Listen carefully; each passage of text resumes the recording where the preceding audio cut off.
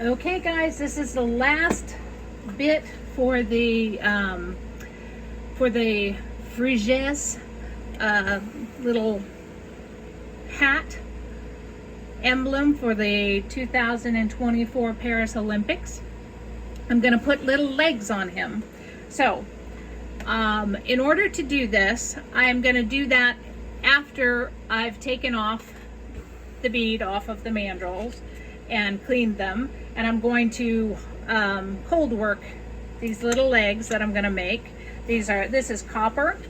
It's I want to say probably 20 gauge, maybe 22 even.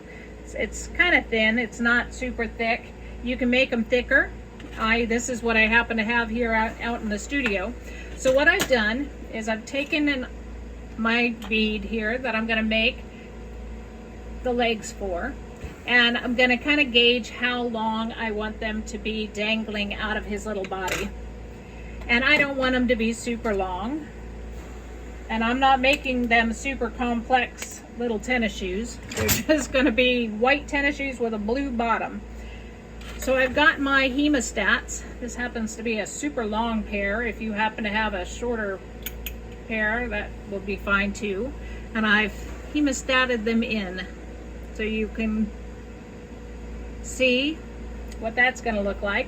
And I've got my white and I've got my blue. So these are the two colors that I'm going to make these tennis shoes out of. Turn on my beloved torch here. I'm going to start with just one edge. Now you can they don't have to be in their final shape at this point. You can pull one leg out further, so that they're more spread apart, so they're less likely to touch or move. Remember that copper wire will bend easier when it's been heated. So just keep that in mind. You're going to heat one of those tips and cover it with that white. You're just going to make a dot of white.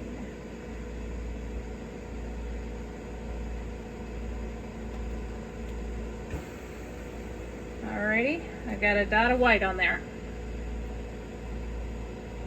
It's a fairly large dot.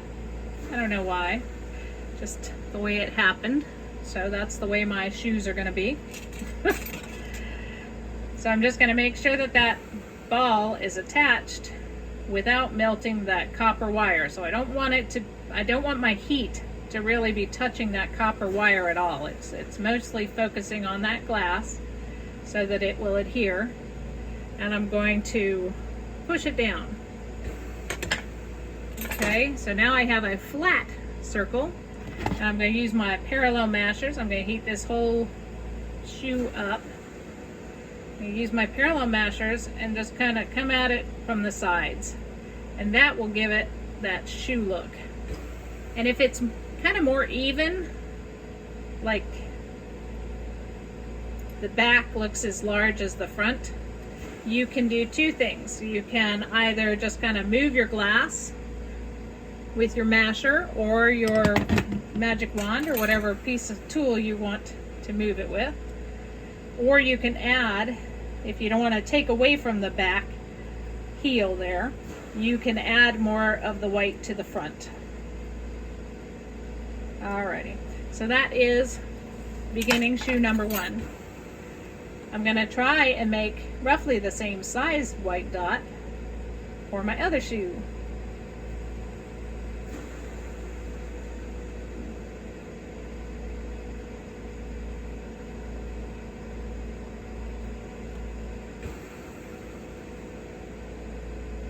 There we go. And if one is larger than the other, you can either take away or you can add. It's up to you. But you do want your feet to be kind of going roughly the same direction.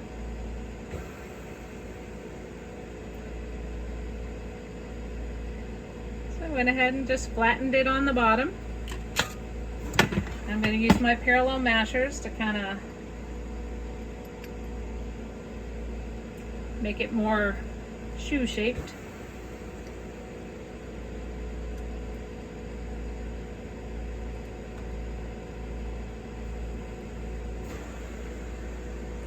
And again, you're trying not to hit too much on that copper wire because that copper wire will melt. So now I think these shoes are too boring. So they need little blue soles. So that is the next part. I've kind of got them shaped vaguely like shoes, right? They look kind of like shoes. Now I'm going to heat up this blue till it's molten. And I'm going to just heat up these little shoe bottoms just enough so that they will accept this molten blue without deforming. So that was one. And that is number 2. 2 swipes of blue, 1 on each shoe. And now I'm going to melt that blue in and kind of shape it. And that's the sole of my little tennis shoe.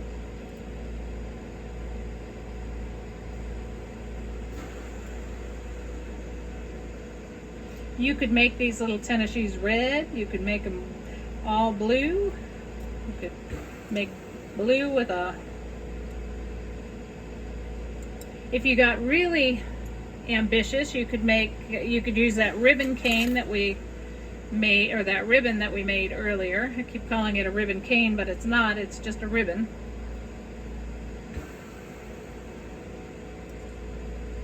Okay, there are my little tennis shoes. Now, just for safety, because wire cools down at a different speed than the glass does, it's best to just go ahead and stick these in the kiln. Most likely they wouldn't crack, but who knows, because they're so small. But just to be safe, you're going to go ahead and stick them in the kiln, and that way they'll be ready to put when you're making your pendant.